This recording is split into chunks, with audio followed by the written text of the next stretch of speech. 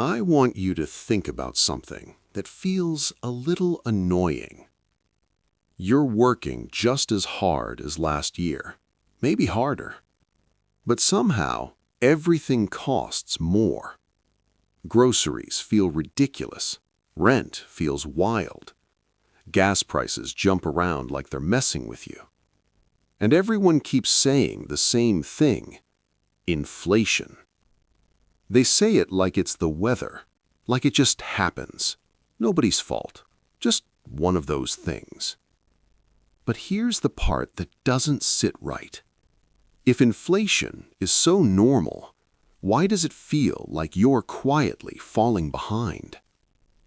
Because inflation doesn't feel like an accident. It feels personal. And no, it's not because someone is lying to you. It's because of how the system actually works. Let's rewind. Inflation, at its core, is simple. Too much money chasing the same stuff. That's the textbook line. But real life is messier. Most new money doesn't show up in your wallet. It shows up as debt, loans, mortgages, corporate borrowing, government spending.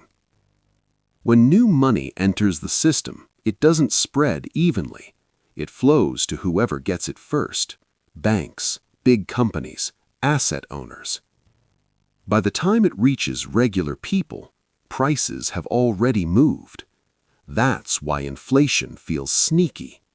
Your paycheck might go up a little, but rent goes up first, stocks move first, housing moves first. You're always reacting, never early. Here's where it gets uncomfortable. Inflation isn't just about prices rising, it's about purchasing power shifting. If you hold cash, you lose slowly. If you hold assets, you're protected. Sometimes you even win. That's not a bug. That's how the system is built.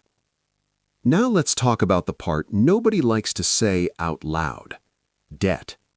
The modern economy runs on debt, and debt only works if money slowly loses value over time.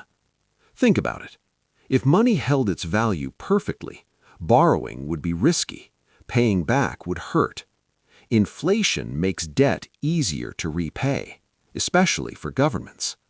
That's why moderate inflation is considered healthy, not because it helps you, but because it keeps the machine running. And when inflation gets out of hand, central banks step in. They raise interest rates, they slow things down. It sounds responsible, and sometimes it is. But higher rates also mean loans get expensive, hiring slows, people feel squeezed. So you get stuck in the middle.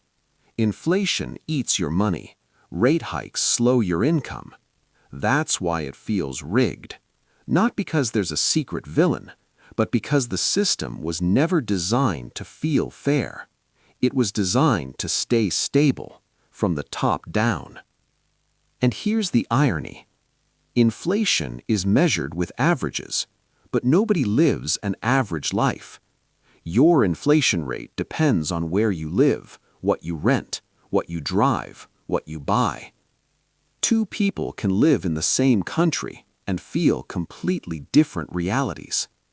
So when someone says inflation is cooling and you're still struggling, you're not crazy. You're just experiencing the system from the wrong side of the averages. And that brings us to the real question. If inflation is permanent, and debt is baked into the system, and money quietly loses value over time, what does saving even mean anymore? That's not a rhetorical question, because the answer isn't obvious, and the system isn't slowing down.